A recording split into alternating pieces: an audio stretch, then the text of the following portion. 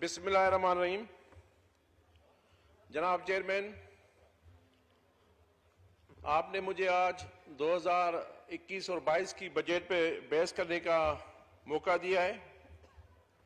सबसे पहले आपने जो आज एक अच्छी रूलिंग दी, तमाम वजारतों के लोगों को यहाँ होना चाहिए, लेकिन कोई उनके वजीर भी नजर नहीं आ रहे हैं और खास तरह वजीर खजाना भी मौजूद नहीं है। जनाब स्पीकर साहब, मैं आपकी थोड़ी तवज्जो दिलाना चाहता हूं। सबसे पहले मैं बात करना चाहता हूं रूल 108 पे के तहत जो अरकान असेंबली में ऐवान में नहीं है, उनकी अवाम की नुमाइंदगी के हक से महरूम किया गया है। क्या वजह है? हमारे मोअज़्ज़िज़ साईं खुर्शीद अहमद शाह जो सीनियर पार्लियामेंटेरियन है, आज उनको यहाँ पे नहीं बुलाया गया है। क्या वजह है? क्या वो अपने हल्के 2 NA 206 की नुमाइंदगी नहीं करें? वहाँ के अवाम के मसाइल इस ऐवान में ना बताएं? क्या वजह है? या आप डरते हैं उनसे? तो काइंडली आप मुझे बताएं क्या वजह है जो खुर्शीद शाह को और दीगर ऐवान के मेंबरों को क्यों नहीं बुलाते हैं? क्यों आज एक ऑनरेबल कोर्ट ने भी ऑर्डर किया है कि जो भी मेंबर साहब है उसको ऐवान में लाना चाहिए। रूल 108 पे क्यों नहीं प्रोडक्शन ऑर्डर उनके लिए जारी किए गए? है कोई जवाब जनाब चेयरमैन साहब? चाहे बाद में पी ले, थोड़ा हमें भी देखें इधर। क्या वजह है सर? जवाब जी तो शाह साहब, मैं आपको सुन रहा हूँ, आप प्रोसीड। नहीं तो कोई वजह तो बताए ना सर, क्या वजह है? क्यों नहीं आते सही खुर्शीद शाह साहब? चलो आगे आप वो खुद ही समझ सकते हैं। यहाँ पे अभी एक ऑनरेबल मिनिस्टर साहबा ने जो काफी बातें की, मुझे अफसोस होता है। जब खातून अव्वल स्पीकर बनी तो पीपल्स पार्टी अच्छी थी, जब होम मिनिस्ट्री इनको मिली तब पीपल्स पार्टी अच्छी थी, आज पीपल्स पार्टी अच्छी नहीं है। तो बड़ा अफसोस होता है इनके कहने पे जो पीपल्स पार्टी का निमक खा के यहाँ पहुंचे हैं, अब पीपल्स पार्टी खराब है। मुझे बड़ा अफसोस हुआ है।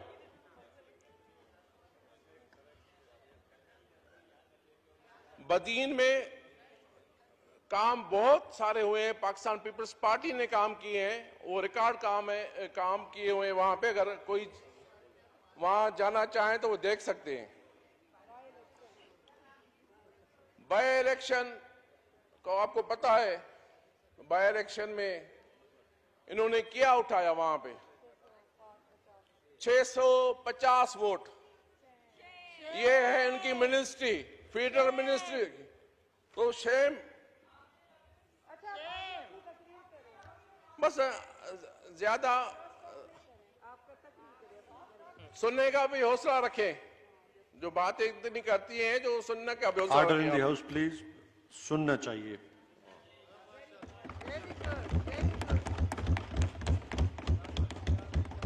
जनाब स्पीकर साहब, मैं उन हलके से ताल्लुक रखता हूं जहां लोगों को GDP ग्रोथ बढ़ने या घटने का पता नहीं चलता। वो आदाद व शुमारी हेरा फेरी नहीं जानते।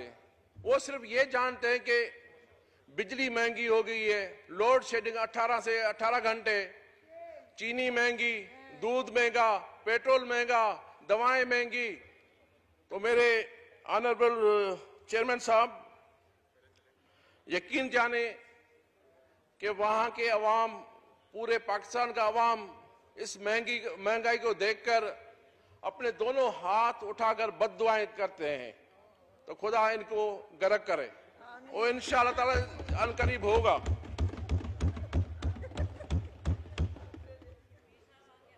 जनाब आली, ये फ्राडी हुकूमत, फ्राडी बजट हमें मंजूर नहीं है। जिसमें अवाम का मुआशी कत्ल किया गया हो। फराडी एक्सपंज करते हैं। सर मैंने क्या बोला सर? फरार नहीं है तो क्या है? सर कहां से लाए हैं ये? तो है। चलो फ्रॉड नहीं है तो कोई और जाली बना दे सर। जाली बजे सर चीनी महंगी हो गई, 300 अरब का टीका लगाया गया, अदालत अपनी बनाकर मुजरिम को रहा किया गया। इसी को कहते हैं सियासी रिश्वत और एनआरओ कहा जाता है। यहाँ बजट में पिछले कई दिनों से मेरे दोस्तों ने काफी ऑनरेबल मेंबरों ने बातें की। इस ठंडे ऐवान से जब बाहर निकलते हैं तो यकीन जाने सरापा एहतजाज नजर आता है। हमें हर जगह जाते हैं हुकूमत के खिलाफ एहतजाज नजर आते हैं।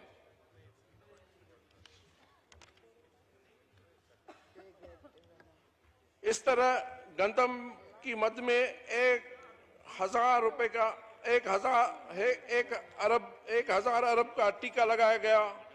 वजीर मौसूफ आज भी काबीना में तरकीब पाकर बैठे हैं।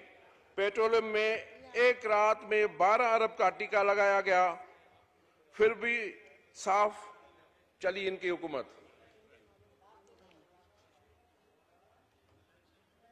जनाब स्पीकर साहब, अभी हमें सुने सर, अभी हमें सुने। करप्शन का आपको मैं क्या बताऊं? एलएनजी हो या गैस हो या रिंग रोड हो या बीआरटी का मंसूबा हो या मालम जब्बा हो, आ रहा हूं, उधर भी आ रहा हूं। कमीशन माफिया ने तबाही मचा दी। Order in the house please जी। ये सर मैं नहीं कह रहा हूं, ये ट्रांसपेरेंसी इंटरनेशनल की रिपोर्ट है जो 1000 दिन की कारकर्दगी है पीटीआई की। जनाबे वाला, ये मुल्क एग्रीकल्चर मुल्क है। यहाँ की ज्यादा आबादी ज़राअत से वाबस्ता है। मेरा हुकूमत से ये सवाल है कि आपने ज़राअत की तरक्की के लिए किया क्या है? गंदम बाहर से मंगवाई। वफाक ज़ेर इंतजाम रिसर्च इदारे जिनमें PARC और NARC शामिल है, जनाब वो नया सीड बनाने में नाकाम हो चुकी है, क्योंकि आपने रिसर्च के लिए फंड ही नहीं रखे। इस साल PSDP में एग्रीकल्चर के लिए टोटल 1% रखा गया है। क्या इन पॉलिसियों से हमारा एग्रीकल्चर सेक्टर ज्यादा बेहतर हो सकता है? नामुमकिन है। जनाब आला, इस बजट में 14 अरब रुपए दरख्त लगाने के लिए रखे गए हैं। दरख्त लगाना अच्छी बात है, हम चाहते हैं हर जगह, चारों सूबे में, 5 सूबे में लगे, लेकिन आपने ऐसा प्रोजेक्ट KPK में शुरू किया था, वो करप्शन में आ गया और वहां आपको पता होगा कि दरख्त के बजाय कुछ हुआ नहीं। कहीं ये तो नहीं हो सकता कि ये 14 अरब रुपए भी ऐसे ही चले जाएं?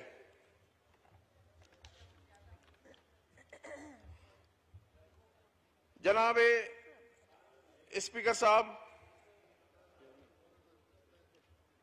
मैं सिंध से ताल्लुक रखता हूं और अपने आप पे फख्र करता हूं कि मैं सिंधी हूं, पाकिस्तानी हूं।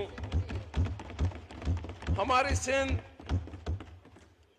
अल्लाह ने इतनी जखीरों से भरा हुआ है कि यहाँ से हम अपना गंदम बाजरा खाते हैं, अपना चावल, गन्ना, खजूरें, सब्जियां, फल उगाते हैं। सिजावल, सांगड़, कादरपुर से निकलने वाली गैस आप जो चूल्हे जलाते हो, थर की रेत के नीचे भी दबे हुए कोयले बिजली पैदा कर नेशनल ग्रिड में भेज रहे हैं, जिससे मुल्क के कारखाने चल रहे हैं। समंदर की वजह से दरामद हो रही है, लेकिन सिंध का जो हिस्सा है वो हमें नहीं दिया जा रहा है। इसके बावजूद नौजवानों को नौकरियों के दरवाजे बंद कर दिए गए हैं। 70% रेवेन्यू देने वाला सूबा सिंध हर जगह से मायूस होकर जाता है वफाकी तरफ से कि यहाँ कुछ भी नहीं दे रहे हैं।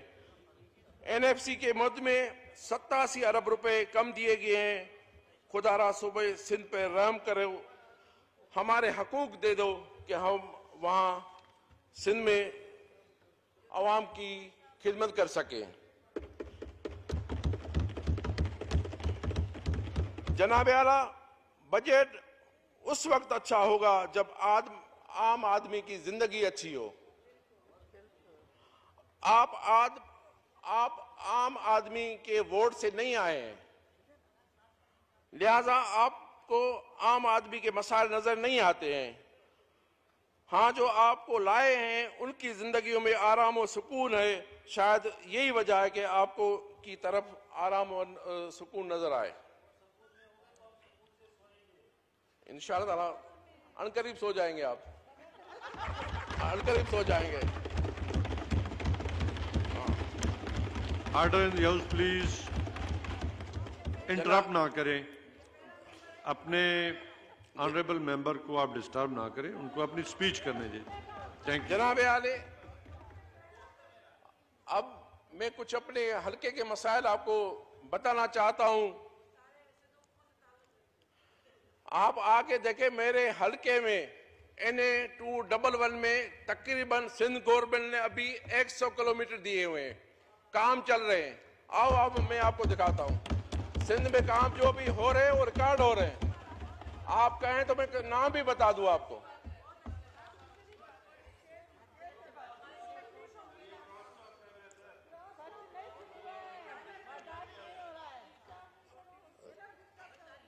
जनाब चेयरमैन साहब,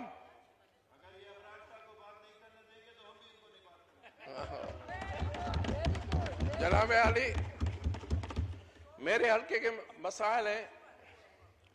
मेरापुर रेलवे स्टेशन, जो मैं समझता हूं सिंध का सबसे तीसरे नंबर पे बड़ा स्टेशन है, वहां पे ओवरहेड ब्रिज बनाना चाहिए और हमें मेरापुर बिरा रोड लाखा रोड के लिए शालीमार एक्सप्रेस का स्टाफ दिया जाए।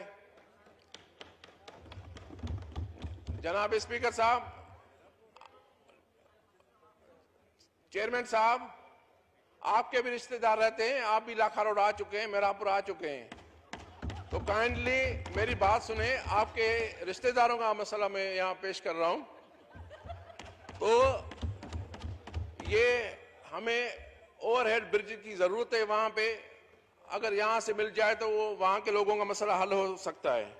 और हमारे डिस्ट्रिक्ट में कोई बड़ी यूनिवर्सिटी नहीं है, अगर वफाक से मिल जाए तो उम्मीद तो नहीं है, लेकिन फिर भी बोलना मेरा हक पड़ता है, क्योंकि जब हम इलेक्शन जीत के आए थे तो लोगों को वायदा करके आए थे, भाई आपका आवाज जरूर मैं ऐवान में उठाऊंगा। मेरा फर्ज बनता है मैं ये शिकायत करें। और उसके अलावा बेरोजगारी हद से बढ़ रही है, लेकिन यहाँ पे शायद अभी तक किसी को मनपसंद नौकरियां मिली होंगी, लेकिन किसी आवाम गरीब का किसी ने सोचा नहीं है। दूसरा सर, जो 0 पॉइंट पे विलेजेस हैं, ऐसे मेरे हल्के में तकरीबन सैकड़ों विलेजेस हैं जहां पे गैस नहीं है, लेकिन वहां से गुजर रही है। मेरी ये गुजारिश है कि वहां गैस मिलनी चाहिए। और आखिर में एक छोटा सा शेर है, खुशामद जो करे फनकार है वो, खुशामद जो करे फनकार है वो, जो सच बोले वो गद्दार है वो। मेहरबानी। शुक्रिया शाह साहब। वैसे पूरा पाकिस्तान मेरा घर है, खास तौर पे सिंध पे लाखा रोड पे मैं वाकई जाता रहता हूँ। मेरे वो भाई हैं, आपके भी